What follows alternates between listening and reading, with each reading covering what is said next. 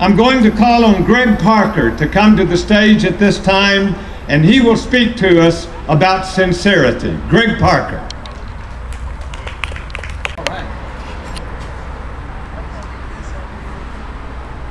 How is everybody out there? Good? All right, we're going to have a good time today.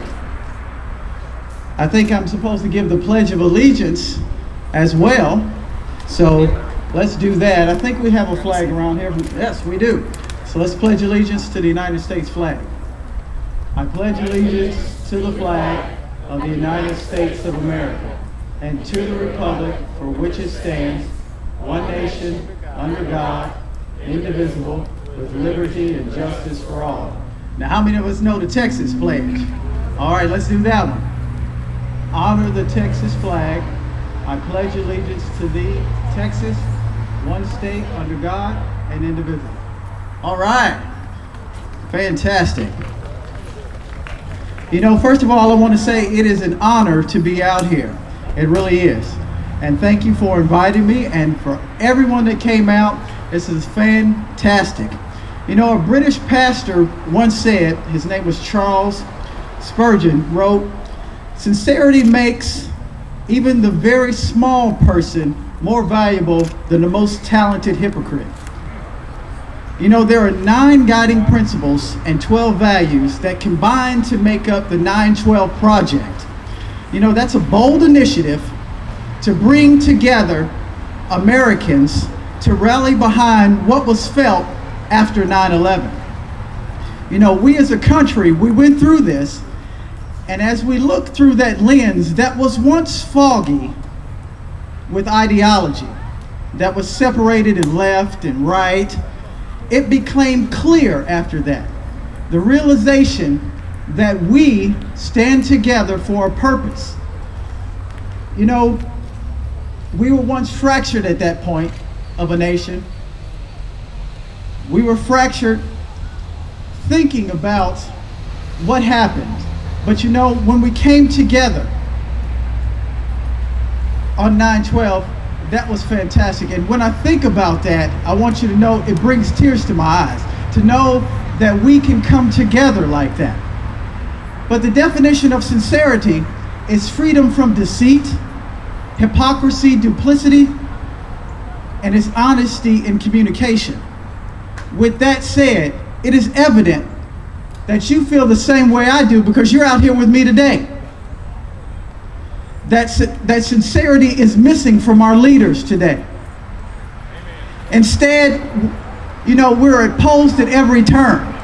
Rather than being free from deceit and hypocrisy, you know, we feel captive by our leaders because they seem to be seeking out their own special interests.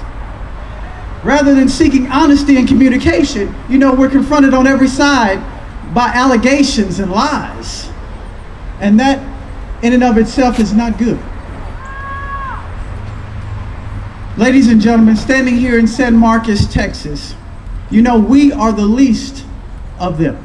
Like Spurgeon said, you know, we are moms and dads, we're business people and taxpayers.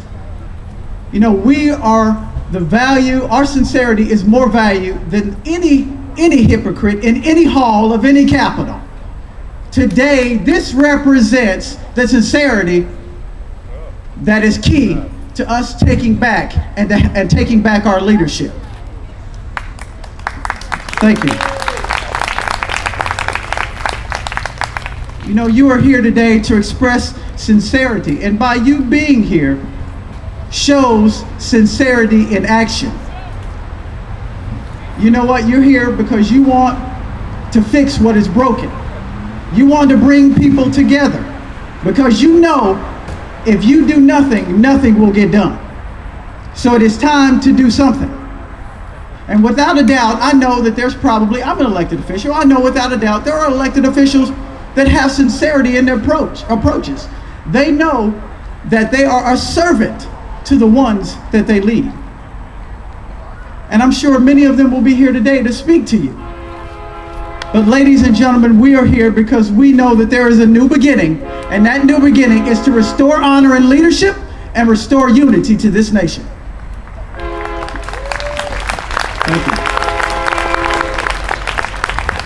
And I'm not going to belabor you long. You know what? Because we have a train, I'm going to skip a page for you. How's that? But I'm going to leave you with this. Ira, I'm going to leave you with this. You know, there's been some fixation on an analogy of a car. There's been some fixation. Maybe we should just stop. Yeah. Just wait.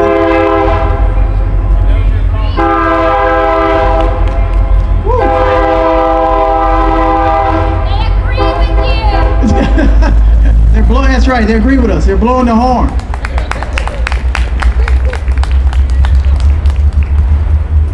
There has been some fixation on analogy of a car that represents the current political landscape that we find ourselves in. You know what? I tell you, sincerity demands not that we put the car in D. Sincerity demands not that we put the car in R. Sincerity demands that we put the car in P for park, fix the transmission, and then decide which direction we're going to go in. That's what sincerity demands. So ladies and gentlemen, thank you for having me speak today. Thanks for the train. God bless America and God bless Texas.